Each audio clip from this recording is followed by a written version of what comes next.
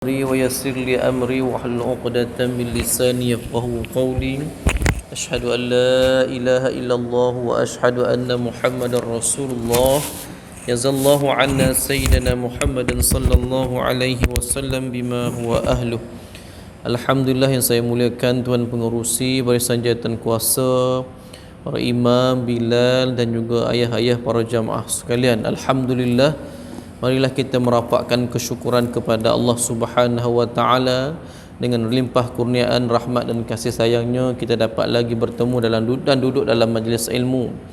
Dan menghadiri majlis ilmu adalah salah satu usaha kita untuk kita menunjukkan diri kita kepada Allah bahawa kita ni sungguh-sungguh dalam agama.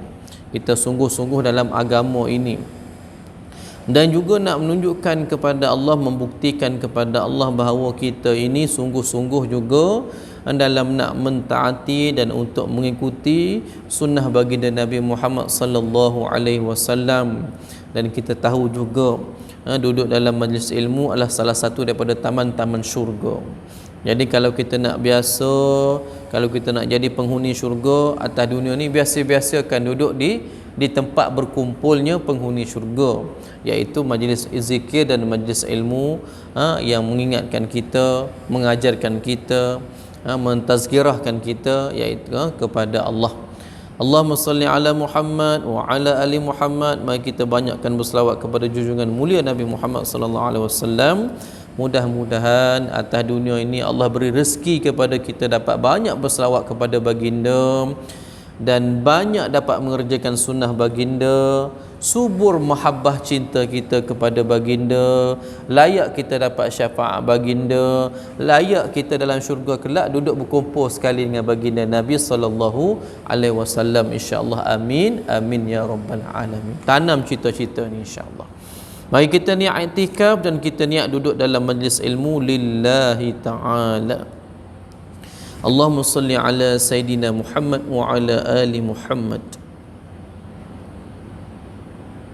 Tajuk kita pada malam ini ialah kewajipan mengetahui antara sempadan halal dan haram. Kewajipan mengetahui sempadan halal dan haram.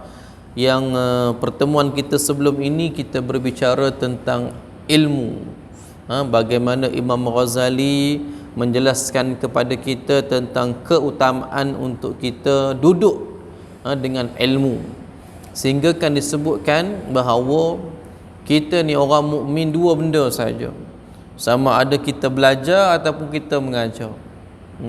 Maknanya kita berkait dengan ilmu. Jadi hak lain-lain urusan kehidupan itu dia membantu, tapi kewajipan kita adalah untuk menuntut ilmu. Macam kita bekerja, bekerja ni wajib ke tidak? Nak tanya, bekerja ni wajib ke tidak? Tak wajib. Sudahlah. Bekerja ni tak wajib. Yang wajibnya beri nafkah. Kalau kita dah kaya tak payah kerja lah. Yang wajib bagi kita orang lelaki beri nafkah kepada tanggungjawab kita, siapa isteri kita, anak-anak kita, ibu bapa kita. Wajib bagi nafkah. Kalau dah kaya tak payah kerja. Yang penting ada nafkah tu. Jadi wajib atas kerja tu tidak wajib, harus saja. Tetapi oleh kerana nak dapatkan nafkah, nak dapatkan sumber kehidupan, kena melalui cara kerja, maka jadi kerja tu wajib bagi kita. Gitu kaedah dia. Allahumma salli ala Muhammad. Tapi yang betul-betul wajib adalah untuk kita menuntut ilmu. Talabul ilm fariidatun ala kulli muslim. Menuntut ilmu itu wajib, fardu atas setiap individu muslim. Wajib belajar. Jadi belajar ni sepanjang hayat, minal mahdi ilal lahdi, daripada buayan sampai ke liang lahat. Daripada sepanjang umur hidup kita lah. Kita duduk dalam buayan, siapa ajar kita? Mak kita. Ajar apa dia? Ajar zikir, ajar minum susu, ajar makan nestom. Itu mak kita ajar, ayah kita ajar. Jadi daripada kecil lagi kita diajar, dicontohkan melalui tingkah laku ibu bapa, menjadi tingkah laku kita juga, percakapan ibu bapa menjadi bahasa kita juga daripada kecil lagi. Sampailah ke akhir sekali, akhir hayat pun kita masih lagi diajar. Diajar apa dia? Talqin. Diajar apa dia? Diajar tahlil la ilaha illallah. Diajar, diperingatkan lagi. Sebab itulah menuntut ilmu ni sepanjang hidup kita. Menuntut ilmu ni sepanjang hidup kita.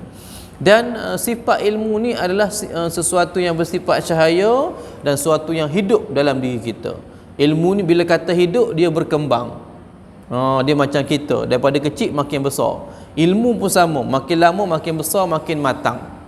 Jadi begitulah juga kita mengharapkan dengan kematangan ilmu juga mematangkan yang utamanya rohani kita, ataupun dalam bahasa lain makrifat, pengenalan kita kepada Allah. Makin lama kita hidup, makin kenal kita dengan Allah. Tu yang paling utama. Sebab pengenalan inilah yang akan membawa kita sejauh mana kita dalam syurga nanti. Kalau masuk syurga, insya-Allah, amin, mudah-mudahan. Bila masuk syurga nanti, martabat kedudukan dalam syurga itu dilihat sejauh mana seseorang itu kenal pada Tuhan. Kalau kenal jauh, jauhlah kita. Kalau kena dekat, dapat dekatlah kita. Dia ada darjah-darjah dia. Jadi sebab tu syurga ni ada banyak tingkatan. Kita masuk syurga bukan sebab amal. Betul tak? Kita dah setuju kan? Kita dah sepakat benda ni. Dan benda ni pun memang Nabi sendiri sebut. Masuk syurga bukan kerana amal, tetapi masuk syurga kita kerana rahmat Allah, kasih sayang Allah, redha Allah pada kita, kita masuk syurga. Sayang Allah pada kita, masuk syurga. Sayang tak sayang ni nak dapat macam mana? Kenallah, pengenalan kita. Sebab tu kita dituntut untuk banyak belajar. Belajar ni untuk apa? Untuk kenal Allah, tu yang utamanya. Kita belajar semayang bukan terhenti sekadar nak tahu mana sunat, mana rukun. Bukan sekadar tu saja. Kita semayang sampai satu tahap kita nak sedar bahawa kita ni menghadap kepada siapa. Yang tu kita nak semayang ni. InsyaAllah. Baik, kita tengok tajuk kita pada malam ini, iaitu memahami kewajipan tahu sempadan halal dan haram, insya-Allah.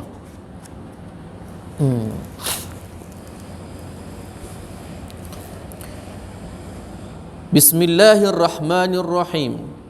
Hasil daripada menguasai ilmu fardu ain dan fardu kifayah.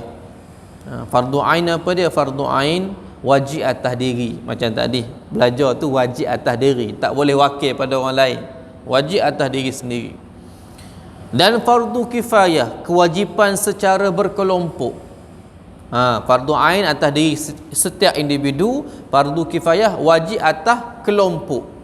Maknanya dalam satu kelompok, kalau dah selesai buat, mana ada wakil yang buat dalam satu kampung Korea, ada yang dah buat, maka selesailah. Kewajipan yang lain tak perlu, tak menanggung dosa. Bukan tak perlu buat, tak menanggung dosa. Perlu buat tapi tak menanggung dosa kalau dah ada orang buat. Macam solat berjamaah. Solat berjamaah fardu kifayah dalam mazhab Syafi'i. Kalau dah ada orang buat, hak lain tak berdosa. Tetapi yang lain perlu buat, kena buat. Yang paling wajib kena buat siapa? Orang yang tahu. Siapa?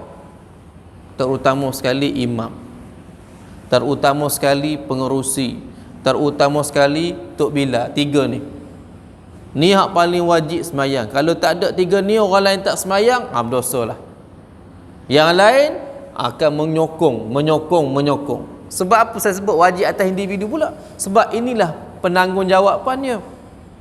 Dalam satu kampung kena ada doktor, kita kata tak? Kena ada doktor yang boleh merawat. Bila ada orang sakit, maka dia inilah tempat kita tujunya. Kita nak pergi ke dia. Bagi ramai-ramai, ada seorang doktor, dah cukup dah, tak berdosa lah kita. Tetapi bagi diri doktor tu, fardu ain pula jadinya. Wajib bagi dia. Ramai-ramai dah lepas dah. Maknanya apa dia? Setiap keahlian kita, kepakaran kita, benda tu jadi wajib atas diri kita untuk kita selesaikan dalam masyarakat umat Islam. Siapa yang pandai bab perniagaan, wajib dia berniaga. Untuk apa dia? Untuk meningkatkan ekonomi orang Islam. Biar orang Islam ini terjaga halalan dan thayyiban dia. Halal dan baik tu kena jaga, terjaga, terpelihara. Nah, apa lagi? Kekuatan dengan sebab dia ada ekonomi yang kuat, boleh tolong kebajikan umat Islam. Kalau umat Islam semua miskin, siapa nak tolong kita? Sebab tu kena ada orang kaya. Maka bagi orang yang pandai bisnes, wajib dia cebur diri pada bisnes. Supaya apa dia? Supaya umat Islam kuat dengan sebab dia tadi. Kalau kita tak tahu nak macam mana, jadi bagi orang tahu, wajib atas diri dia. Jadi tuan-tuan, ibu-ibu, ayah-ayah sekalian, kalau ayah-ayah ada kebakaran tertentu, maka kebakaran itu menjadi fardu ain atas diri kita, tapi atas lingkungan jadi fardu kifayah. Macam orang semayang mayat juga, mandi mayat. Dalam satu kampung, seorang padan dah tekong tu, seorang padan dah, tapi bagi dia seorang tu wajib. Bagi diri dia seorang, hak lain tu ramai-ramai tu menyokong saja. Allahumma salli ala Muhammad. Dan kefahaman tentang fardu kifayah inilah yang perlu kita tengok balik. Supaya apa? Kita tak rasa padan dah, orang dah buat, kita tak payah buat. Tu silap faham. Kalau orang dah buat, kita tak payah buat, itu silap faham. Sepatutnya kita makin ramai makin buat. Seramai mungkin kita buat. Yang paling mudah, solat berjamaah. Kalau harapkan orang tua, orang muda, mana? Nanyalah macam tu. Padahal semua nak masuk syurga. Orang tua nak masuk syurga, orang sederhana nak masuk syurga, orang muda masuk syurga, budak-budak semua nak masuk syurga. Tapi usaha tak sama. Usaha tak sama, tak jadi. Siapa boleh jamin yang muda, yang tua confirm mati dulu daripada hak muda? Tak ada orang boleh jamin. Ibarat daun gugur. Tidak ada jaminan bahawa daun muda tak akan gugur. Tidak ada jaminan daun muda tak akan gugur dulu berbanding daun yang sudah kuning itu. Tidak ada jaminan. Di sisi Allah semuanya itu sama. Cuma ikut sunnatullah, ikut ghaliknya, siapa yang usia lama dia pergi dulu. Itu, tapi tidak ada jaminan. Jadi sebab itu kita sebut tadi, menuntut ilmu ni semua kena pergi. Ada tanggungjawab, semua kita buat. Supaya apa? Kita faham bahawa kita ni akhirnya nak menuju kepada Allah. Allahumma salli ala Muhammad. Meskipun seseorang memiliki bergulung ijazah dari Menara Gading, jika tidak tahu batas halal dan haram, maka ilmu itu tidak layak pun disebut ilmu. Yang dia duduk belajar tinggi-tinggi itu tak layak pun, kalau dia tak boleh nak beza antara halal dan haram. Asas ilmu yang utama ialah mengetahui mana halal dan mana haram. Sebaliknya, banyak di kalangan kita membuang usia, membuang umur hanya mendalami perkara yang bukan menjadi keutamaan, yang tidak mustahak. Dan sesungguhnya inilah orang yang berilmu tetapi malang di sisi Allah. Kenapa seseorang itu perlu, mesti, wajib mengetahui halal dan haram? Allah ada sebut, Allah ada berfirman, a'udzubillahi minasyaitonirrajim, wa yuhillu lahumut thayyibat wa yuharrimu alaihimul khaba'ith wa yadha'u anhum israhum wal aghlal allati kanat alaihim.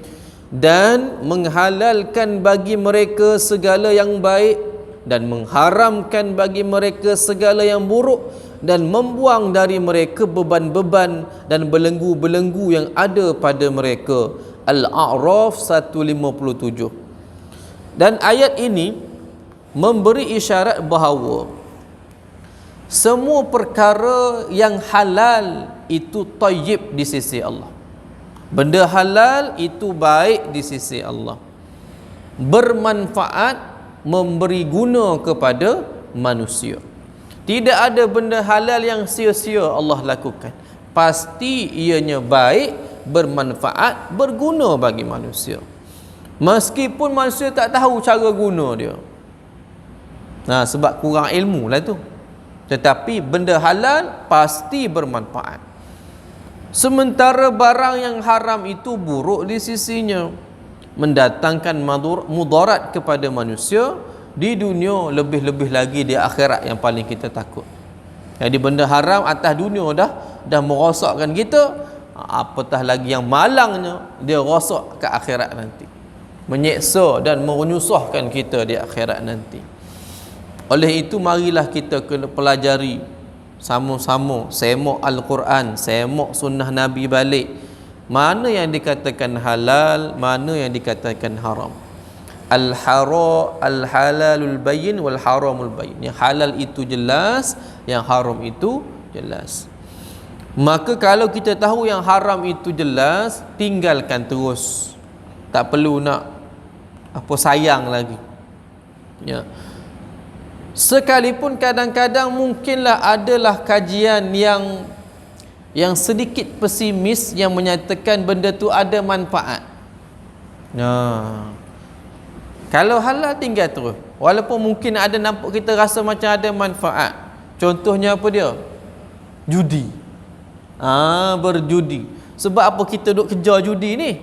Ada yang duk kejar judi ni sebab apa? Sebab dia nak dapatkan keuntungan dengan cara yang cepat. Jadi untung tu apa dia? Manfaat kan? Tetapi Allah kata haram judi. Sebab apa? Jelas pula kena kaji balik lah. Kalau dapat memang suka, kalau tak dapat tu, ya, berapa kali dapat, berapa kali tak dapat, tak, tikam nombor. Sampaikan ada pula pergi minta dengan benda-benda yang tak sepatut kita pergi mengadap tu. Pergi bawah pokok lama, buat sesembahan, pergi ke kubur, membuat sesembahan, minta nombor ekor dan sebagainya. Jauhlah kita daripada rahmat Tuhan. Perbuatan syirik, siapa yang buat perbuatan syirik, walaupun dia pakai kopiah, pergi datang masjid pakai pelekat, buat benda syirik ni, kalau dia tak mengucap balik, tak taubat, ya, tak meninggalkan perbuatan itu, neraka dia ni. Allah tak terima. Allah tak terima. Syirik juga, orang Melayu kita ni suka santau orang. Dia tak puas hati ke orang tu, dia pergi buatlah apa-apa tu, hak jenis guna-guna sihir lah. Sihir kata. Santau ni bahasa kita. Bahasa Hindu panggil apa? Santet. Nah, santau, santet, sihir, belaka tu. Syaitan. Jadi perjanjian dengan syaitan untuk merosakkan mana-mana apa benda ke, kita panggil santau tadi, perbuatan jelas syirik. Dan yang ini tak diterima segala amalannya.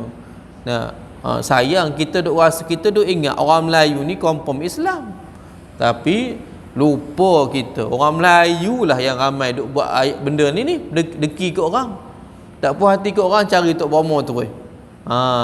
Padan muka. Ni minta maaf, tak cium bau syurga. Nah, walaupun dia pergi haji, dia pergi umrah banyak kali, selagi mana dia tak taubat daripada kesalahan sihir dia tadi, tak minta maaf dengan siapa dia pergi sihir tu, ya, tak tarik balik ke apa, dia tak buang sihir tu, apa lagi tak minta maaf, taubat, mengucap balik, wajib mengucap balik sebab dia dah syirik dah. Kalau tak ada benda tu, minta maaf lah, ya.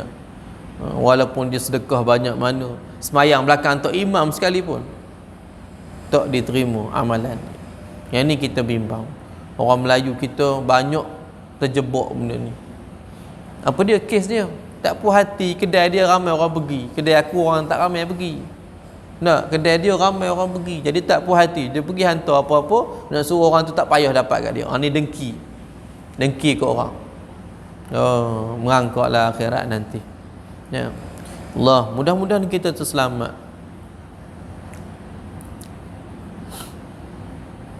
Tadi judi, tak, kita rasa benda tu ada manfaat sikit sangat, tetapi Allah katakan ianya merosakkan. Sama juga dengan apa? Minum arak. Apa manfaat arak? Menghilangkan stres, menghilangkan masalah-masalah, tak payah fikir. Itu dikata manfaat dia macam tu. Ya. Tetapi merosakkan fungsi akal. Dia tak tahu bila dia hilang akal tu, banyak mana benda rosak. Nah, banyak mana ibu bapa kena tikam ke, kena apa tanya dia khayal tu. Banyak mana isteri yang kena pukul, banyak mana anak yang kena pelempang dengan ayah yang mabuk-mabuk tadi. Banyak mana duit habis macam tu saja. Jadi kerosakan yang dimunculkan oleh benda yang haram itu jauh melebihi kebaikan ataupun manfaat yang kita duk rasa benda tu bermanfaat. Rasa-rasa kita saja. Allah sebut dalam Quran, a'udzubillahi minasyaitonirrajim, yas'alunaka 'anil khamri wal maisir qul fihima ithmun kabirun wa manafi'u lin-nas wa ithmuhuma akbaru min naf'ihima. Mereka bertanya kepadamu tentang arak dan judi.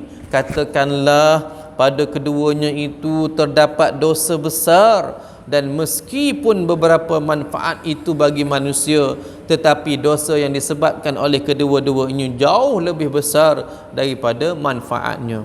Al-Baqarah 219. Jadi Allah menjelaskan bahawa arak dan judi itu meskipun mungkin ada manfaatnya pada manfaat yang sedikit itu pada manusia, tapi dosa kerosakan yang disebabkan itu lebih besar daripada manfaat. Justru perkara ini diharamkan, keji dan diharamkan. Dalam hal ini Allah menyuruh kita meninggalkan kedua-dua amalan keji itu. Tidak perlulah difikirkan manfaat yang kecil yang ada padanya. Pada ayat itu juga disebutkan ada unsur pendidikan, iaitu Islam menganjurkan untuk menolak perkara yang bercampur aduk antara manfaat dan dosa. Jadi bercampur tadi kan. Arak, judi ni bercampur antara kelebihan dan keburukan. Bahasa mudah kita, dalam air ada susu, ada najis. Agak-agak boleh minum ke? Tak boleh minum juga, walaupun sedikit. Walaupun ada satu je taik cicak. Susu segelas ataupun susu satu jak sekalipun, campur sikit pun tak nak. Tak boleh bercampur antara yang buruk dengan yang baik, antara yang suci dengan kotor, tak boleh bercampur. Itu yang kalau kita nak makan tu. Ini apatah lagi amalan yang nak bawa menghadap depan Allah. Takkan nak bercampur. Maha suci Allah daripada dihadapkan dengan apa benda-benda yang keji tadi. Jadi sebab amalan kita nak dihadapkan depan Allah nanti. Ibarat bercampur antara racun dengan madu. Tadi saya sebut susu dengan najis tak? Racun dengan madu disebut dalam kitab ni. Racun dengan madu. Madu tu penawar, racun ni merosakkan. Jadi bila madu tu campur dengan racun, dipanggil apa? Dipanggil madu lagi ke? Jadi racun juga jadinya. Tak, orang tak panggil dah. Orang tak panggil madu macun ke, orang tak panggil macun dah. Orang panggil racun terus dah. Sebab apa? Dah benda tu ada. Allahumma salli ala Muhammad. Satu contoh lagi tentang halal dan haram. Marilah kita renung firman Allah yang bermaksud, padahal Allah telah menghalalkan jual beli dan mengharamkan riba. Wa halallahu bai'a wa harrama riba. Dan Allah telah menghalalkan jual beli, tetapi Allah mengharamkan riba. Apa beza jual beli dengan riba ni? Dua-dua untung, tapi ada beza tu. Dua-dua tu tujuan dia nak dapatkan untung, tapi ada beza. Jual beli dan riba, kalau kita tengok sekali imbas, dua-dua tu nak macam nak sama-sama keluar modal dan tujuan dia nak dapatkan untung. Jual beli dan riba.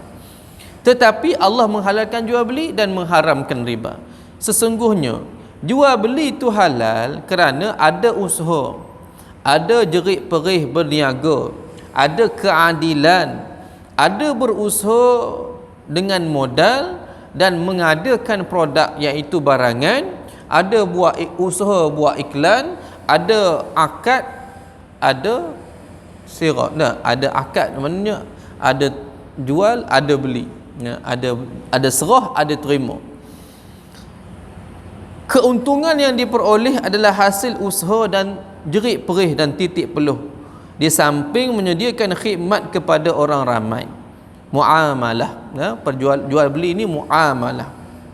Mendapat untung melalui susah payah, melayan pelanggan dengan baik, dengan mesra, maka adillah untuk mereka mendapat keuntungan. Daripada modal tu, dia guna modal tu untuk memberi kebaikan kepada orang lain, dan orang lain menerima kebaikan kita, dia tukar, dia bayar dengan kebaikan dan khidmat ataupun barangan yang kita berikan. Maka wajar ada keuntungan. Penjual dan pembeli saling-saling, dua-duanya dapat manfaat. Saya dapat duit, kamu dapat barang saya. Kamu dapat makan, saya dapat duit, saya boleh beli guna untuk lain pula keperluan saya. Baik. Saling meredai dengan kadar harga yang dipersetujui bersama, barulah terjadi pertukaran barang dan duit setelah sama-sama puas hati. Nah, sama-sama puas hati tak apalah. Jual mahal mana pun tak apa. Kadang-kadang bising sikit, riuh kita. Kedai depan tu dengan kedai hak ujung sana. Nah, rumah kita duduk kat sini. Kedai hak sebelah rumah jual apa? Jual kicap RM4.50 sebotol. Hak depan RM4.20. Kita duduk bising ke dia ni. Kenapa jual mahal? Orang lain jual RM4.2, kamu jual RM4.50. Tak bising sangat kita. Kalau tak setuju, tak payah beli. Senang cerita. Tak payah nak kecoh-kecoh sangat. Nak kita pergi ke depan. Naik minyak motor lebih sikit. Kalau hak depan ni sebelah rumah je, ambil lah RM4.50. Mana kita nak? Terserah kita lah, tak ada masalah. Tidak ada dalam Islam had untuk menerima keuntungan. 100% pun tak apa. Tak, modal RM1 tapi jual harga RM100. Tak apa, tak ada masalah. Apa dia? Apa dia? Modal RM1, jual RM100. Biasa saya duk tahunya macam baju-baju bandar lah. Baju bandar kena yang elok tu. Tapi dia ambil pukai lah, dia ambil pukul rata, ambil seguni tu. Kena ada satu yang ni panggil apa? Jackpot. Jackpot tu, ni barang beratus. Tapi modal RM1, tak sampai RM1 pun ada. Ada berdosa ke tidak? Ada halangan ke dalam agama? Tak ada. Silakan. Sebab yang penting masa nak tukar tu redha meredai. Aku redha dengan barang ni harga sekian, aku redha jual dengan barang ni dengan harga sekian. Saling tukar. Tu redha meredai. Itu konsep jual beli.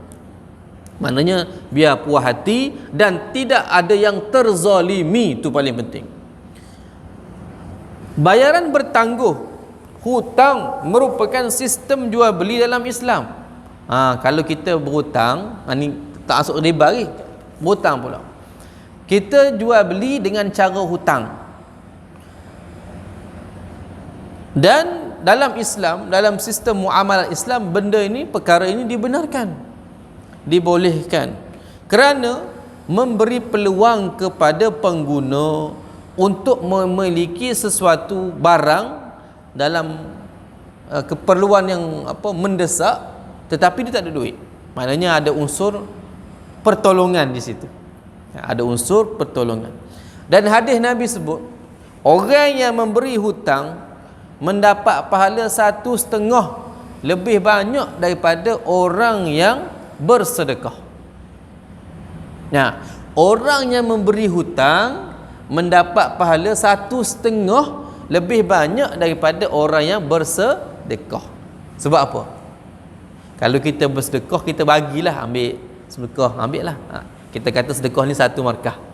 Nah, tapi kalau orang tu nak berhutang dengan kita, nak berhutang dengan kita, kita bagi pula, maka pahala memberi hutang ni lebih banyak daripada memberi sedekah. Sebab apa? Kalau sedekah kita bagi saja, kita tahu dia susah, tapi kita bagilah, dia pun tak minta, kita bagi. Tapi kalau orang yang berhutang, dia susah dan betul-betul dia nak benda tu, dia memerlukan, dan kita sedekah kat dia sebab dia susah, satu hal, dan dia sangat memerlukan, itu satu hal lagi. Kita tolong dia dalam kesempitan. Sebab tu markah orang beri hutang ni lebih banyak, kata Nabi, 1/2. Maknanya kalau 1 sedekah, kalau hutang 1 tambah setengah lagi, dia dapat markah, dia dapat pahala dia lebih banyak daripada orang yang bersedekah. Baik, kerana apa? Menolong orang dalam keadaan yang sangat memerlukan. Perbuatan bersedekah tidak sebanyak pahala memberi hutang. Hal ini kerana bersedekah kadang-kala dibuat ketika orang tu pun kadang-kadang tak perlu sangat pun. Contoh bantuan bila banjir. Bila banjir kan, nak sebut. Bila banjir, ingat kat Lintang dulu tak? Ramai orang mari.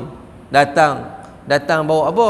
Bawa beras, Dah kalau 5 pertubuhan datang, semua bawa beras, 5 guni beras orang tu ada. Betul tak? Perlu ke tak perlu tu? Perlu sangat ke tu waktu tu? Tak perlu. Nah, kalau NGO pertubuhan tu datang, dia datang buat apa? Bawa nasi, siap makan terus. Ni perlu.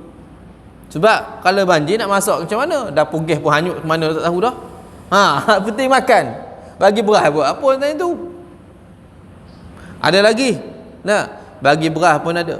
Ada juga orang datang-datang, dia bagi apa dia? Bagi toto. Bagi toto sebab apa? Nak tidur. Ni perlu. Ni bantuan yang kena pada tempat dia. Apa lagi? Yang paling juga ada juga yang benda yang kita ketinggalan apa dia? Bila banjir ataupun bila berlaku susah-susah macam ni, pakaian. Terutama pakaian dalam ni. Pakaian luar tak apalah, boleh kering hak dalam ni. Nak kering masa mana? Nak salin masa mana kalau tak ada ganti? Takkan nak main nak main perak macam tu. Kena 2-3 hari pula banjir tu pula tak surut-surut. Kalau tak ada bantuan pakaian dalam tadi macam mana? Bengkok habislah kita. Duk main gatal dah lah. Tu mudah penyakit dan sebagainya. Jadi sedekah pada keperluan itu yang paling tepat. Bukan sedekah ala kadar asal datang mari bagi bantuan. Dah, terima orang terimalah macam bagi beras tu orang terima je. Tapi kalau 5 kampik buat apa? Pada waktu tu apa keperluan dia? Allahumma salli ala Muhammad. 5 badan datang, 5 persatuan datang. 5 bagi beras. Satu orang tak ingat. Tapi saya ingat hari tu ada cerita siapa entah bagi toto. Siapa bagi toto tu dia ingat sampai sudah muka orang bawa toto tu. Sebab apa? Betul-betul perlu. Dengan sejuknya, dengan apanya perlu toto tu. Siapa yang bawa pakaian, tu A kata. Yang bawa makanan siap itu A orang ingat. Waktu tu janganlah bawa Maggi, bawa telur, nak masak macam mana. Kecuali kita pergi masuk satu tempat tu, kita buat gulai kawah ke apa, tu tak apa lain cerita. Allahumma salli ala Muhammad. Ini menunjukkan bahawa dalam sistem jual beli berdasarkan syariat Islam ada unsur-unsur kemanusiaan dan timbang rasa. Kita berjual beli ni ada manusiawinya. Sebab kita berurusan dengan manusia. Kita berniaga, kita tak berkira. Kita tolong dia, nak berhutang boleh kita bagi, tapi jangan kerak sangat, aku tak ada untung pula nanti. Kita ada timbang tara kita. Sebab kita berurusan dengan manusia. Kadang-kadang Melayu ni pelik. Kalau kedai-kedai runcit ni nak berhutang sangat. Tapi kalau pergi Ion tak boleh nak berhutang, kita tak kata pula. Pergi Ion, pergi TY, mana ada orang berhutang kat cashier. Cik, saya nak berhutang boleh? Mana ada orang berhutang kat cashier tu. Saya nak bayar barang. Tapi kedai-kedai Melayu, kedai-kedai kampung kita boleh berhutang, betul tak? Hargai yang ni lebih utama daripada yang pergi sana. Tu tak nak jalan-jalan tak apalah. Tapi hak keliling ni kadang-kadang terbiak kita. Nak beli botol kicap sebiji je. Nak sebotol je. Tapi beria nak keluar, nak pergi ke pekan juga nak beli. Nak berjalan tu lebih. Kedai sebelah rumah tak nak beli. Duk teringat kat TY tu harga dia RM4.8. Kat sini RM5.20. Rela pergi sana sebab 4 kupang je. Dia lupa yang tu time promosi je. Tengok pergi tengok RM5.5 juga. Murah kat sini lagi RM5.20. Kadang-kadang kita ikut nafsu juga kan, ikut nafsu. Allah. Dan memberi hutang kepada orang lain yang memiliki sesuatu yang sangat diperlukan dan ketika itu dia tak perlukan wang. Tidak ada wang yang cukup, maka kita bantu dia, itu pahala yang besar. Sebaliknya Riba ni penuh dengan unsur penindasan, keuntungan berpihak kepada yang menganjur riba. Orang yang bagi riba saja yang ada untung. Orang yang minta riba tu dia tak untung sangat. Bayaran semula hutang akan tertangguh lagi atas sebab tertentu yang tidak dapat dielakkan. Sebab tu kalau kes-kes alung, bunga berjuta, pinjam 200,000 je. Bunga berjuta. Ayat ni yang Islam larang ni. Sebab apa? Dia menangguk, istilah dia menangguk di air yang keruh. Ambil kesempatan atas kesempitan orang. Benda dah settle lama kalau ikut hutang biasa. Tapi dia tambah lagi sebab tangguh. Kawan tu tangguh. tangguh naik bunga 5%, naik bunga 5%, naik 5%. Bunga saja tak habis bayar lagi. Dan itulah kehidupan kita umat Islam sekarang ni. Apabila kita tak mampu lari daripada sistem ribawi, akhirnya ia menjerat diri kita. Kalaulah kita ni tidak terkena hasutan nafsu, beli rumah time duit cukup saja, tak payah nak berhutang, rasa-rasa rumah tak adalah mahal sangat harga sekarang. Nah, kalau betul manusia kita ni kumpul duit untuk beli rumah, rasa-rasa rumah standard banglo tu 80,000 dah settle dah. Tapi dah modal, kalau kita tengok orang buat rumah, modal dia 120,000 lah contoh kita kata. Tapi time dia jual 200,500. Pembeli pertama beli 200,500 daripada pemodal pemaju yang modal dia hanya 120,000. Kita beli 200,500. Kita pun pinjam dengan bank pula yang patut harga 200,000, loan 30 tahun jadi 400,000 pula. 400,000 kita loan dengan bank. Kita beli dengan pemaju kata 200,500, tapi hakikatnya kita bayar 400,000. Kalau kita nak jual pula rumah tu, takkan kita nak jual 200,500, takkan nak jual 400,000. Duit naik pula jadi 400,500 ataupun 500,000 yang asalnya 120,000 tadi, naik 500,000 pula. Kalau dia beli pula 500,000, dia nak jual pula, ya, tak ada 500 dah, mesti dia loan bank pula. Tu jadi 500 dekat dengan 1 juta pula jadinya. Asalnya 120,000. Sistem apa ni? Sistem riba. Sistem riba. Kita ni cepat sangat kadang-kadang nak benda tu. Ni kalau sebut macam ni baru datang fikir. Tak nak oleh rumah tu, saya gaji bulan-bulan. Gaji bulan-bulan. Tak apa, kita mampu bayar bulan-bulan. Dia kira bulan-bulan. Dia tak kira ni kesan dia tu pada ekonomi. Sebab tu kita ni sepatutnya semua hidup boleh mampu milik semua. Rumah pun kerajaan boleh buat, tetapi dengan sebab hartanah ni melampau-lampau dia punya ni. Sistem riba tu melampau-lampau. Allahumma salli ala Muhammad. Walaupun kita katalah bank Islam kan, bank Islam. Jadi harga asalnya 250,000. Bank tu beli dengan pemaju dengan harga 250,000. Lepas tu bank tu jual balik kat kita dengan harga 350,000 ataupun 400,000. Kita pun setuju. Lebih kurang je benda tu. Cuma tukar akad je. Betul? Kalau tadi dah sistem bunga persen, ada kenaikan 3% ke 4% ke, itu sistem tu. Tapi kalau bank Islam macam tu pula, dia pukul rata juga. Kita ingat ke bank Islam ni bantu orang Islam, tapi dia sama juga, cuma tukar berakad saja. Sama nak untung gila-gila juga macam bank konvensional, bank Yahudi tu. Betul tak? Patut bank Islam ni mudah. Dia kaya ke? Mudahlah sepatutnya, tapi dia nak untung gila-gila juga. Ni pelik ni.